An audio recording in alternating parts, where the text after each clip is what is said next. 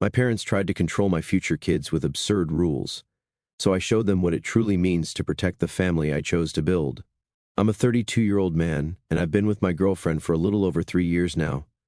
We're in a stable relationship, live together, and recently started talking seriously about having kids. It wasn't dramatic, just a natural next step. We had doctor visits, discussed financial planning, and looked at baby name lists during lazy Sundays. All pretty normal stuff. At least, that's what I thought. I come from a very traditional family. They're not just close-knit, they're involved in everything. I'm the oldest of 3, and since I was a teenager, I've been treated like the one who's supposed to lead by example. They never said it outright, but the pressure was always there. Do well in school so your siblings follow, choose the right college, take the respectable job, date the right kind of person. Every choice was silently monitored and often nudged in a direction they preferred. For a while, I went along with it to keep the peace.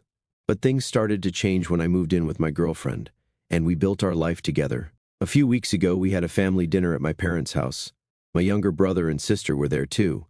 There was nothing special on the agenda, just dinner, small talk, the usual. About halfway through the meal, I casually mentioned that my girlfriend and I were thinking of starting a family. I didn't make a big deal out of it, just tossed it into the conversation like you would when talking about buying a new car or planning a vacation. The entire table went silent. Then my father looked up and said, completely straight-faced, that I would need to wait until the family gave me the green light. I laughed, thinking he was joking, but no one else laughed. My mom just stared at her plate. My brother nodded like this was common knowledge. My dad repeated himself, only more firmly this time, and added that no one in our family had ever had children without first getting their approval. According to him, it was a tradition. My girlfriend was sitting beside me. I could feel her body go stiff. She didn't say anything in that moment, just quietly watched the conversation unfold. My brother jumped in and backed up my dad, explaining that this had always been the way things were done in our family. My sister stayed quiet, which honestly said more than if she'd spoken. The rest of the dinner was tense. Everyone tried to move on to lighter topics, but the mood had already soured. My girlfriend and I left soon after dessert. On the drive home, she told me plainly that the whole thing made her extremely uncomfortable. She said it felt controlling and cult-like. I didn't argue with her because deep down I agreed, but I wasn't ready to confront it yet. The next day, I got a call from my mom. She asked if I could come over alone to talk. She didn't want my girlfriend there because this was a family matter. I went. When I arrived, both my parents were sitting at the kitchen table with a document between them. My dad pushed it toward me without much of an introduction.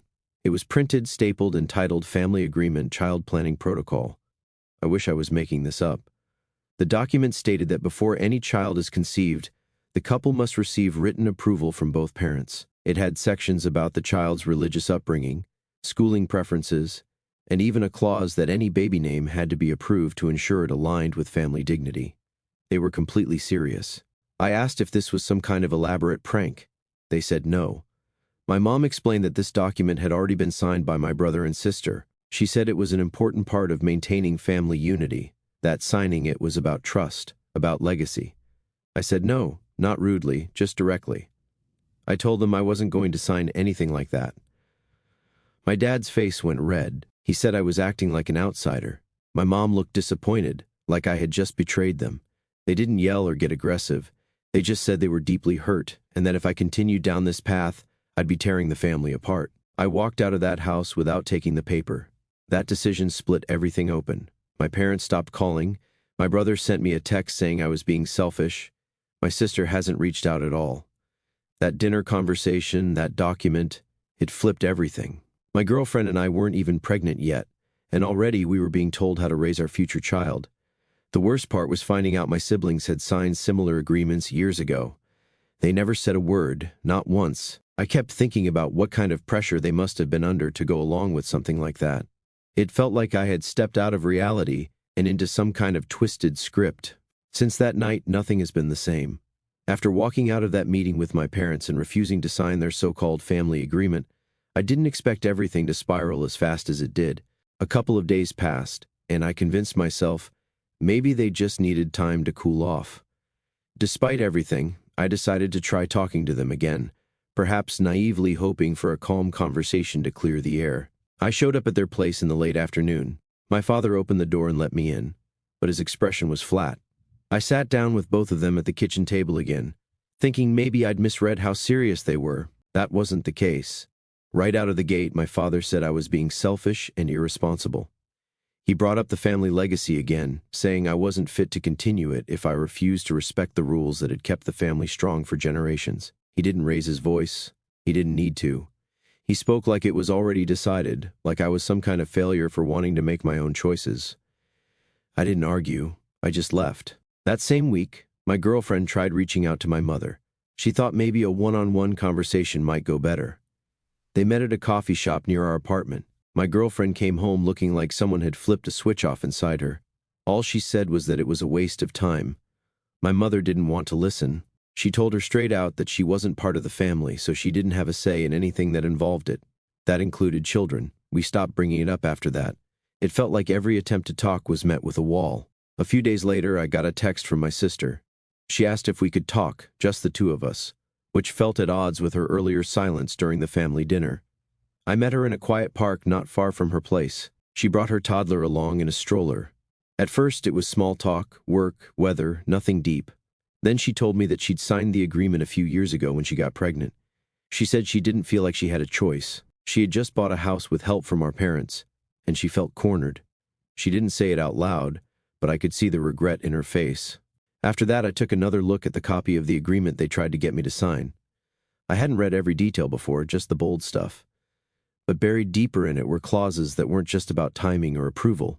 There were sections about the child's religious education, mandatory holiday attendance, required school types, and a list of acceptable names. It even mentioned who would be allowed to babysit. It read less like a family pact and more like a company policy handbook. My girlfriend saw it too. She didn't say anything at first, but that same night she stopped making jokes about future baby names. She stopped talking about nurseries. She barely spoke at all during dinner. One of my closest friends called to check in a few days later. I filled him in on everything. His advice was simple: cut them off, at least for now. He said no good would come from letting them push their way into something so personal that maybe distance would show them how serious this was. After thinking it over, I sent my parents a long message. I told them clearly that I would not be signing anything, and I would not be forced or manipulated into doing so. I said I was taking a step back from the relationship for now, and I needed space to figure out how to move forward. That was it. Nothing harsh, just boundaries. They didn't respond directly, but still managed to send a certified letter days later, bypassing the block. Instead, they blocked my number and my girlfriend's. A few hours later, I was removed from the family group chat. Email messages bounced back. It was like they'd flipped a switch and erased me, though oddly, they still managed to deliver letters and packages afterward.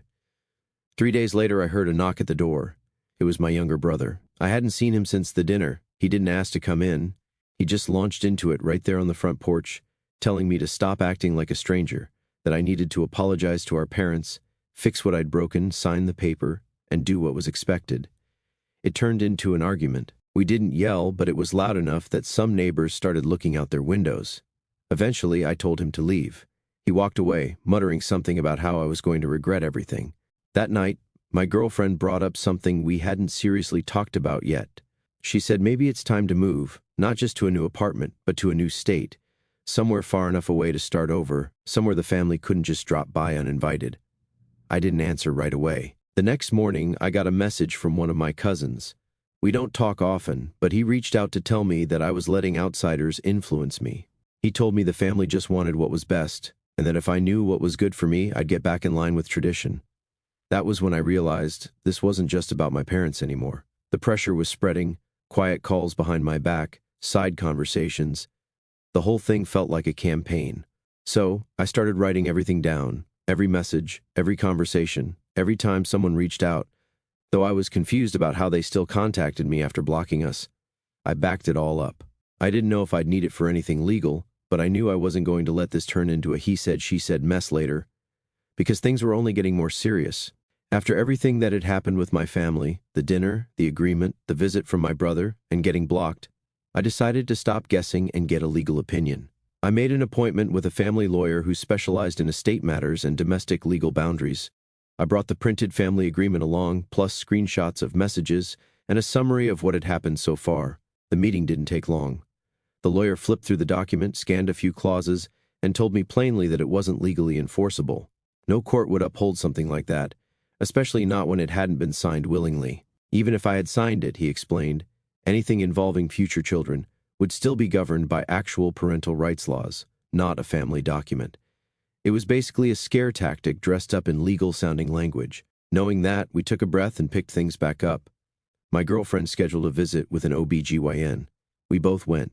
We asked questions, talked through timelines, risks, everything. It was a regular appointment, but for the first time in a while, it felt like we were moving forward again, not just reacting to what my family was doing. When my girlfriend's parents heard about the situation, they were immediately concerned. Her mom invited us over for dinner that weekend. We sat down with both of them and explained everything, no filters. They listened carefully, then told us we always had a place with them if things got worse. Her dad even mentioned they had a basement apartment that we could stay in short term if we ever needed to move quickly. A week later, a certified letter arrived at our door. It was from my father. It was written like a legal notice, formal tone, bullet points, bold print. He said that if I went through with having a child without the family's blessing, I would be disowned. I would be removed from any inheritance, with no future involvement in family matters. The letter was signed by both of my parents. I didn't reply. I scanned it, filed it away, and added it to the growing stack of records we were keeping. That same night, my sister called from a number I didn't recognize. She asked if I was alone, then told me that our parents were now contacting aunts, uncles, cousins, anyone who might be able to convince me to fall in line. According to her, they were framing it as a family emergency, saying I was being manipulated and needed an intervention. All of that pressure, the threats, the side calls, I started to fall behind at work. I couldn't focus. I made mistakes. My manager noticed and asked if everything was all right. I ended up taking a week of paid leave to get things back under control. During that time, my girlfriend and I booked a quick getaway to a cabin about 2 hours outside the city. No signal, no neighbors, just a place to clear our heads. We hiked, cooked simple meals, slept in late. On the last night there, we talked openly about the kind of family we wanted to build, one with love, safety, and zero outside control. We agreed that nothing, not even family ties, should interfere with the home we were trying to create. When we got back, there was a brown package on our front step. No return address. Inside was a bundle of baby clothes, tiny socks, onesies, even a blanket. Underneath it all was a folded note, 6 words written in permanent marker. Don't make a mistake you'll regret. We didn't open the door fully for the rest of the day. The next morning, I installed a full set of security cameras, front door, hallway, backyard. I filed a non-emergency police report, listed the package contents, and submitted screenshots of the letter we had received. The officers said they couldn't act unless there was a clear threat, but they logged the report and gave us a case number. That night, my girlfriend brought up moving again, this time seriously. She said it wasn't just about comfort anymore. It was about safety. We looked at nearby states where we had no family ties and started a short list, places with good hospitals, affordable rent, decent job markets. The following Monday, my workplace receptionist flagged me down. She said someone had called, asking to check on me. The caller said he was my father. She didn't give him any information and passed the call to HR. HR told him that personal information wasn't disclosed, then added his number to the block list. That was the last attempt they made to reach me through work. At that point, it wasn't just uncomfortable or awkward anymore. It was starting to look like a campaign. Quiet pressure through the mail, surprise visitors, watching through others. The things they were doing weren't normal. They weren't loving. They weren't about family. They were about control. We spent the next few days researching relocation services, privacy shielding for rental contracts, and how to change contact information with minimal traceability. Our lawyer helped us understand what to document and how to keep everything organized. Every time we received something, every message, every call attempt, it was all recorded and filed. It was clear now that we weren't just dealing with parents who didn't like our choices. We were dealing with people who believed they had a right to decide what kind of future we could have. We weren't going to let that happen. We started house hunting in a city 4 hours away. It wasn't just about getting a fresh start. It was about creating distance. We looked for places in neighborhoods that weren't flashy but were quiet, safe, and far enough from anyone who might know our names. We didn't tell anyone where we were going, not even friends, just our lawyer and her parents. During one of the showings, the realtor walked us through a 2-bedroom apartment. It was tucked behind a row of townhouses with a gated entrance and limited street access. Halfway through the tour, she made an offhand comment that surprised us. She said someone with our last name had called earlier that week, asking if their son had been looking in the area. She thought it was part of a surprise housewarming plan. We didn't correct her, we just finished the showing and left. 2 days later, I got a message from a former high school teacher. Proof that, even after blocking me, my parents were still finding ways to use third parties to contact me. I hadn't spoken to him in years. He said my parents had reached out to him online to reconnect and asked if he knew where I might be living or working now. I hadn't updated my contact info with any public groups or alumni sites. They were digging. That same week, my girlfriend received an email from a burner account. It had no name, just numbers. Attached was a PDF, a scanned copy of the family agreement. Only this time it had been updated to include her name in the approval sections. Her signature line was blank, but the message was clear. Our lawyer told us that while this stuff wasn't technically illegal, it was entering gray territory. He explained that if the pattern continued, especially with attempts to access private records or impersonate us, it could cross into harassment. He advised us to document everything and not engage. We went ahead and signed a short-term lease on a property under a privacy shield. It was a 6-month rental, managed through a legal proxy that kept our names off public directories. We didn't list our forwarding address with any family members. Even our utilities were registered under a trust name, which her father helped us set up. We changed mailing addresses for bills and subscriptions, sent notices through encrypted emails, and used a P.O. box for anything physical. One morning, my company's human resources department flagged a call. Someone had contacted them, claiming to be a background investigator. They asked about my work performance, attendance, and department. HR didn't provide any information and reported it to corporate security. They traced the number to a prepaid phone registered out of state.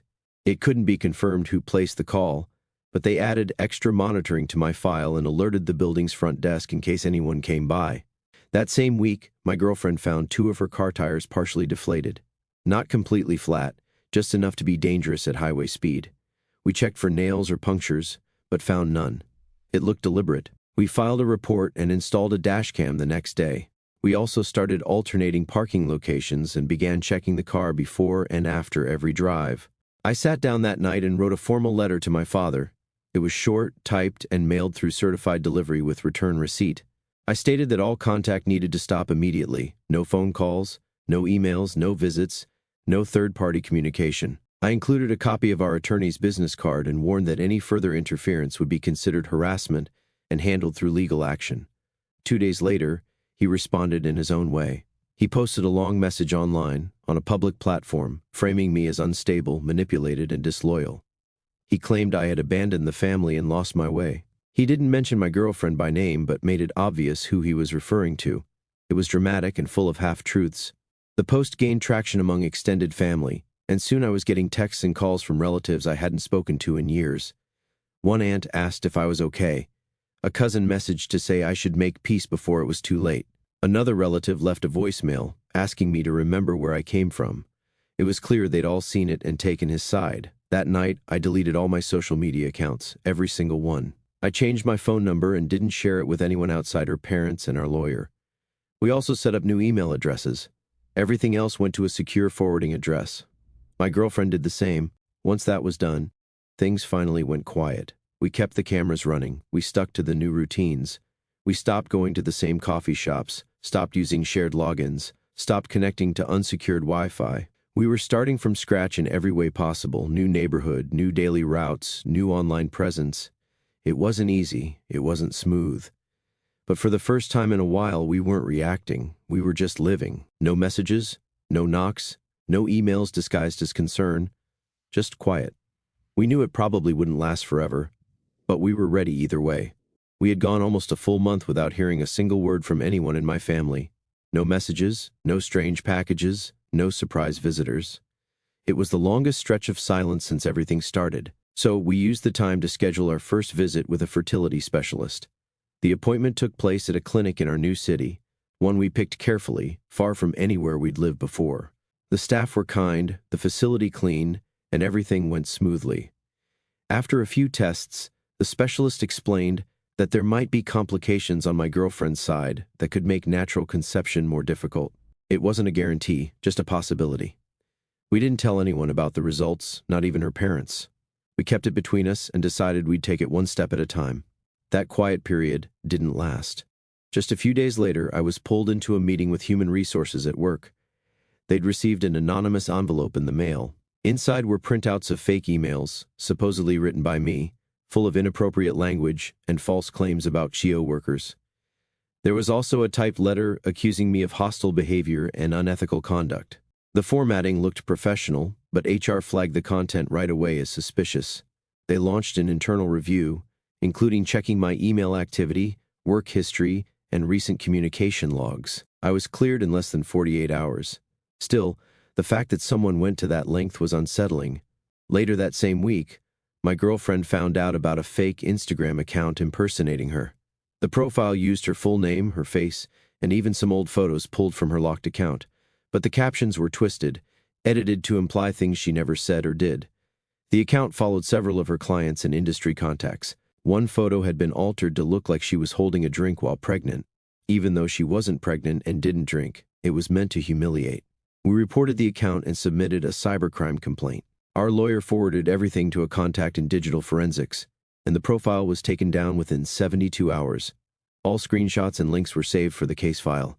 Around the same time, the private investigator her parents had quietly hired earlier reached out with an update.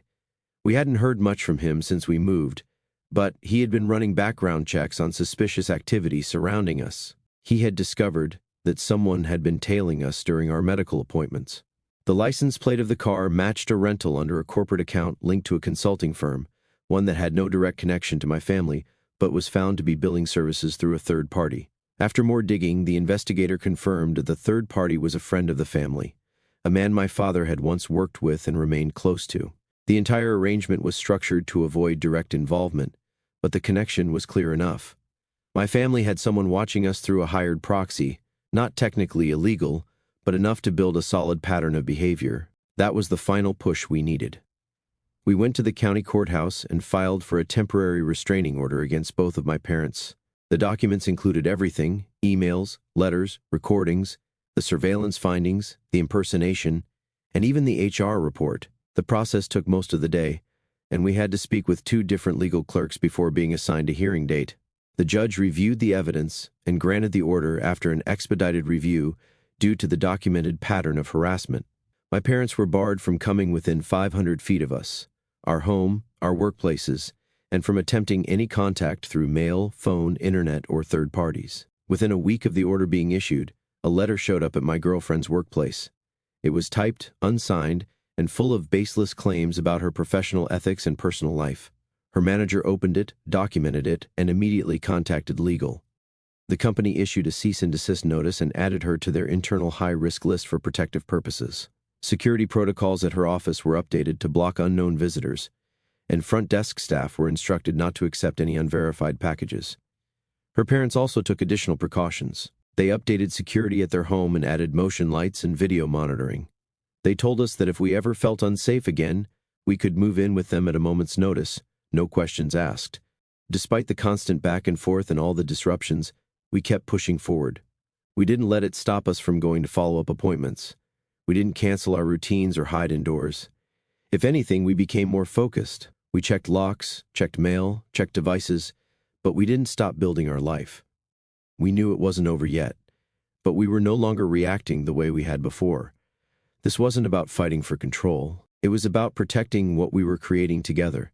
No matter what happened next, we were done letting anyone dictate our future. The first round of fertility treatment didn't work. The clinic called after the blood work and the results were negative. We took a day to regroup, then scheduled the next cycle. There wasn't much time to process. Between doctor appointments, work hours, and keeping up with our security routines, we barely had room to slow down. 2 weeks into the second round, we were home late one night, watching a documentary. There was a loud crash from the front of the house. We ran to the living room and found the window shattered. A rock had been thrown through it, landing near the coffee table. Taped to it was a note in permanent marker, "Blood before betrayal." We called the police. They arrived within 15 minutes and took photos of the damage. The officers reviewed our existing harassment report and escalated the situation to criminal intimidation. The rock and note were collected as evidence. They said the message alone changed the level of the case, especially considering the restraining order already in place. The area was canvassed, but no one had seen anything. The camera at our neighbor's house caught a figure in a hoodie walking quickly down the street, but it was too dark to identify. The next morning, my girlfriend packed a bag and went to stay with her parents. It wasn't permanent, just until the glass was replaced and we upgraded the front window with reinforced material. Her parents had already been increasing security around their home, so it made sense. I stayed back to deal with repairs, insurance paperwork, and follow-ups with the police and our lawyer. While that was happening, a journalist reached out through a secure email account I'd set up for legal communications. They said they were researching a piece about generational control and family overreach. Someone had passed along part of our situation. I didn't respond right away, but I saved the message and started keeping a private journal, just for me, for future use if we ever chose to speak publicly. A few days later, our lawyer called with an update. He had received a padded envelope from an anonymous source. Inside were 2 audio recordings and a typed note saying, "You should know what they're planning." The files were voice clips. Clearly my parents talking with someone about potential legal strategies to gain custody of any future children. The language was vague but disturbing. They discussed using mental instability and irresponsible lifestyle choices to claim guardianship if the opportunity ever came up. We added the recordings to the case file. Our lawyer confirmed that the contents wouldn't hold up in court on their own, but they painted a clear picture of premeditation and coercion. That same week, my girlfriend noticed her gym bag felt heavier than usual. When she emptied it out, she found a small black device tucked inside one of the side compartments. It looked like a USB stick with no markings. She checked her travel bag too and found a second one taped to the inside lining near the base. We took them straight to the police. They confirmed both were GPS tracking devices, unregistered and illegal for civilian use in our state. The private investigator got involved immediately. He ran a few serial checks and cross-referenced them with recent purchases made using store memberships in our hometown. One of them linked back to a distant cousin, someone I hadn't seen since a holiday party 4 years ago. The investigator found proof that the cousin had been paid under the table by one of the family business managers, another longtime friend of my father, with promises of money in exchange for loyalty. An arrest was made the same day for stalking and possession of illegal surveillance devices. When questioned, the cousin admitted he'd been offered bonuses to keep tabs on us and report anything suspicious. That information went straight to our lawyer, who filed the necessary paperwork to add this to our restraining order request. At this point, the situation had crossed every line imaginable. Her parents held a family meeting that weekend. They upgraded their security system again, hired a part-time private guard for evening checks, and formally offered us a place to stay full time, not just temporarily, but as long as we needed until we found a place that was absolutely secure and completely out of reach. We agreed. I sat down with our attorney the following Monday and began the process for a permanent restraining order, not just against my parents, but any extended family member proven to be involved. The list included names we hadn't spoken to in years, cousins who had passed along information, and distant relatives linked through payments or suspicious contact. We also started preparing documents for a formal no-contact agreement, and I began early consultation about filing civil charges for harassment, emotional distress, and invasion of privacy. The lawyer said the case was building stronger with every incident, especially now that arrests were involved. This wasn't just about staying safe anymore, it was about holding people accountable. They thought they could scare us into giving up. Instead, we were putting every step they took into a legal structure they couldn't escape. They wanted control. What they gave us was evidence, and we were going to use every piece of it. I filed the formal petition for a permanent restraining order at the courthouse just after sunrise. Our lawyer walked the documents to the clerk himself. The packet included everything: police reports, audio recordings, video stills from surveillance footage, the fake social media profiles, email headers, printed messages, and sworn statements from our neighbors, her employer, the private investigator, and even the technician who removed the tracking devices. Nothing was left out. That same week, my girlfriend stepped back from in-person projects and shifted to remote consulting. Her father helped her set up a quiet office space in the basement of their home, and her clients were informed about the change in communication. Her therapist signed off on the adjustment as part of her safety plan, and we added those documents to the legal file too. 4 days later, my sister showed up at her parents' old house with her toddler in the back seat and no warning. She didn't call ahead, just parked in the driveway and knocked. She looked exhausted. She said she was done, completely out. She had moved out of her shared home with her husband weeks earlier and cut off contact with both parents. Her child's name had been added to a school application without her consent, under a traditional family trust clause drafted by her father. That was her breaking point. We let her and the child stay in the guest room at her parents' place just for a few days while she looked for a rental. There were boundaries, no shared devices, no updates about our location, no contact with anyone on the other side. She agreed. She brought only what she could carry and didn't ask for anything more. The next week, the court clerk notified our lawyer that my father had filed a countersuit. The claim was listed under emotional hardship and loss of family continuity. He argued that by refusing to let him maintain generational integrity, I had caused him mental and social distress. The lawsuit named me, my girlfriend, and any children resulting from their union. It was a thin document with recycled claims, but it had to be addressed. Our lawyer filed a motion to dismiss and flag the countersuit as retaliatory. While it didn't hold legal weight, it had the potential to slow the process down. To avoid delays, he brought it to the judge early and requested it be bundled with our hearing. In the background, my girlfriend's father used a few of his business contacts to locate a secure property, one that didn't appear on real estate platforms, and came with built-in legal privacy protections. We moved into the home through a blind LLC, no lease in our names, no utilities in our names. Everything was filtered through a firm. The location was neutral, quiet, and protected. We also started weekly therapy with a licensed trauma specialist who focused on family estrangement and emotional coercion. The first session focused on building communication routines, de-escalation practices, and how to prepare for parenthood in high-stress environments. We went in separately and then together. That same month, a cousin I hadn't heard from in years reached out anonymously.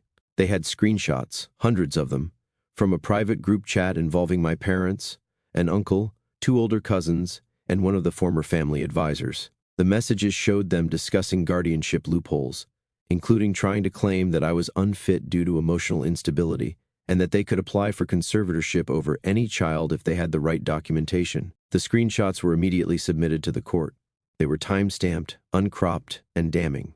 The hearing was scheduled for the following week. In court, the judge listened for hours. Our lawyer presented every incident, every piece of evidence, and even brought in a tech expert to explain how the tracking devices had been planted. The screenshots were printed in full, displayed in court, and entered into the record. The judge asked questions about the family's access to legal loopholes, their history of coordinated control, and the prior temporary restraining order violations. By the end, the courtroom was silent. The judge granted a 5-year restraining order against both of my parents, barring them from all direct and indirect contact. The order included clauses preventing third-party outreach, use of surveillance tools, impersonation, and interference with future guardianship. The judge dismissed the countersuit in full and warned that any further attempts to harass or contact us would result in criminal charges. That same day, I had our lawyer send cease and desist notices to the remaining relatives who had either contributed information to the stalking campaign or participated in online harassment. The notices included formal warnings of legal action if contact continued. We locked everything down, no more family connections, no more hidden calls, no more checking in through others. Every boundary was in writing, enforced by law, and backed by months of proof. With the legal battle behind us, we met with the fertility specialist to prepare for another cycle. This time, there were new protocols in place, secure locations for appointments, encrypted messaging for medical updates, and clinic staff briefed on our history. It wasn't about escaping anymore. It was about moving forward on our terms, with no interference. We weren't just cutting ties with a family structure. We were reclaiming a future that no one else had a right to control. With the restraining orders granted and our legal protection solid, we moved forward with the next round of fertility treatment. This time, everything was set up in advance. Clinic staff were briefed, locations were confirmed through encrypted messaging, and all appointments were staggered with additional security steps. The embryo transfer was successful. We waited through the 2-week window, avoided speculation, and didn't check early. On the day of the results, the clinic called with confirmation, positive. The pregnancy had started. We kept it quiet. Only her parents and 2 trusted friends were told. There were no announcements, no digital trails, nothing posted. We weren't taking chances. Around the same time, my sister moved into her own apartment across town. She had found a flexible job at a nearby nonprofit and switched back to her maiden name. She updated all her records, got a new number, and signed up her child for daycare under a secured account. It was a full restart. She didn't ask for help, just sent a message confirming her new address for emergencies. 2 weeks after we got the news from the clinic, a letter arrived at our lawyer's office. It was from my father's legal team, a new firm with unfamiliar names. It accused me of defamation, claiming I had been spreading false and damaging statements about the family online. The letter was vague, with no dates, no examples, just a general threat to pursue damages for public misrepresentation. Our lawyer handled it that same afternoon. He drafted a response that cited the restraining orders, the lack of public communication on our part, and the court records that already disproved the claims. The letter was formally rejected, and a counter-warning was issued, stating that continued harassment through legal means would be viewed as malicious abuse of process. At the end of the month, my girlfriend began experiencing fatigue and some spotting. Her doctor advised modified bed rest, limiting physical movement and stress. I notified my employer and took paid leave to be home full-time. We rearranged the upstairs area into a temporary resting space, prepped meals in advance, and set up a separate workspace so she wouldn't feel isolated. During a routine follow-up at the clinic, we returned home to find our back door ajar. Nothing was stolen, no electronics missing, no valuables touched, but kitchen drawers had been opened, hallway closets pulled apart, and documents were scattered across the desk. Nothing obvious was taken. The front cameras showed nothing out of place, but the rear alley camera picked up a figure in a dark hoodie, leaving through the back gate 20 minutes before we returned. Police arrived within the hour. They classified the break-in as targeted intimidation and escalated the case, though they noted how rare it is for such cases to move quickly without a clear suspect. Forensics collected fingerprints and confirmed there was no forced entry at the front. The back window latch had been slipped. The investigation led to a name, an acquaintance of the cousin who had been arrested earlier for stalking and possession of surveillance devices. That name matched someone with past ties to the family business, a low-level delivery contractor. The restraining order was updated to include him, and a separate police report was filed linking him to ongoing harassment. Her father responded immediately. Security around the house was doubled. A reinforced lock system was installed. He hired a private guard to rotate night shifts. The schedule changed weekly. Cameras were expanded to cover every blind spot on the property. We kept going. We started setting up the baby's space quietly, slowly. Nothing flashy, just soft colors, neutral pieces, and practical tools. Her parents gifted us a bassinet. My sister dropped off a handmade blanket. No words, just a folded note with the initials of her child written on the corner. She had also begun keeping her own journal. She showed us some pages, mostly timelines of what she went through growing up, control tactics, legal paperwork she was pushed to sign, and the moment she realized she wasn't making her own decisions, she offered to submit a sworn affidavit if we ever needed it again in court.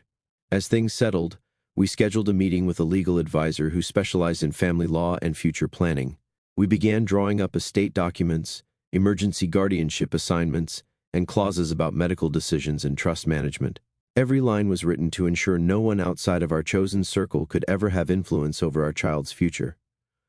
On my own time, I kept writing quiet records of everything we were doing, not for court, not for the public, just for our future child. So when they asked why they didn't grow up visiting certain people or why no photos of extended relatives were on the wall, there would be an answer that didn't hide the truth but didn't scare them either. With each passing week, we counted down, not to escape, not to survive, but to arrive at the life we were building ourselves. No legacy hanging over it, no rules we didn't write, just safety, structure, and choice. The due date was getting closer. The silence around us finally felt like peace, not suspense, and for the first time, we were focused not on what we left behind, but what we were about to meet. The pregnancy held steady through the final trimester. Appointments were consistent. Lab results stayed within range, and the baby's development tracked right on schedule. The clinic kept everything discreet, no shared files, no unnecessary referrals. Security was handled in advance, with medical staff briefed about our history and legal precautions. No details were stored in public-facing systems without password protection. We continued therapy weekly. Sessions focused on identifying the patterns we had both grown up around: conditional love, power plays masked as tradition, and guilt dressed up as loyalty. Practical tools were put in place to help us avoid falling into those patterns as new parents. My girlfriend wrote a private letter to our child near the end of the 8th month. It wasn't meant to be read anytime soon. It was tucked away in a keepsake box with soft paper and careful handwriting. In it, she explained how wanted this child was, how much we had fought not just to become parents, but to build a world where love wasn't conditional. A few weeks before the due date, we were contacted by a documentary filmmaker working on a project about family control and generational trauma. Someone had passed our situation along through a legal advocacy network. They were respectful, offered full anonymity, and promised full editorial input. We declined. It wasn't the right time. We were still stabilizing. Privacy mattered more than reach. The baby came after 19 hours of labor. The staff followed the plan to the letter. 2 nurses stayed in the room the entire time. No one entered without ID verification. The birth was long but complication-free. Our daughter was born healthy, full term, and safe. We didn't announce it publicly. No social media post, no name reveal, just a few calls to her parents, my sister, and the 2 friends who had helped us through the darkest moments. We kept everything off-grid by design. 3 days after we brought our daughter home, a package showed up on the doorstep. Brown wrapping paper, no postage stamp, no return address. Inside was a baby blanket, a pair of infant shoes, and a note that read, "Some bonds can't be broken." The handwriting was familiar. We called the police. They traced the package to a storage unit 1 town over. It had been rented under a fake name, but surveillance footage showed the previously arrested cousin entering and exiting the facility multiple times that month. He was taken into custody that same evening for violating release terms. New charges were added for stalking and harassment. Authorities opened a broader investigation into his financial records. Early findings showed deposits from shell companies linked to one of the family's older business holdings. More subpoenas followed, and the case expanded. Back at home, I received a promotion offer from my employer, lead project manager for a remote-based team. It came with a raise and full flexibility to work from home. No travel, no office presence, just a secured laptop and direct communication with upper management. I accepted. Her parents, who had been part of our journey from the start, established a private trust fund in our daughter's name. It was set up through an independent legal service with protections against external claims. It couldn't be accessed, adjusted, or revoked by anyone outside our immediate family. Not now, not ever. I filed paperwork the same month to legally change my last name. The court approved the request without objection. With that, every traceable tie to the family name was gone, on record, in law, and in legacy. My sister began the same process for herself and her child. New IDs, new records, full legal renaming. She enrolled her child in a new preschool under the new last name and closed out any open accounts that used the previous identity. We met with our legal advisor again to finalize the last of the documentation: a will, emergency guardianship papers, power of attorney. Everything was structured so no outside family members could challenge custody or state claims if something ever happened to us. We named 2 trusted people as CO guardians, both from outside the family tree. The nursery was finished a week later. Soft lights, neutral walls, storage bins with names written in washable marker, a monitor in the corner, motion sensors outside the door. We didn't add decorations with names or initials. We didn't hang any framed family portraits. We weren't trying to forget where we came from. We were just focused on where we were going. One night, after a late feeding, I stood in the middle of that room, holding my daughter. She was asleep in my arms, warm and safe. No cameras outside flashing, no cars parked too long on the street, no phone calls rerouted through lawyers, no letters in the mailbox with warnings or threats. Just peace. And finally it felt earned, not given, not granted, built choice by choice, day by day. This was our family now.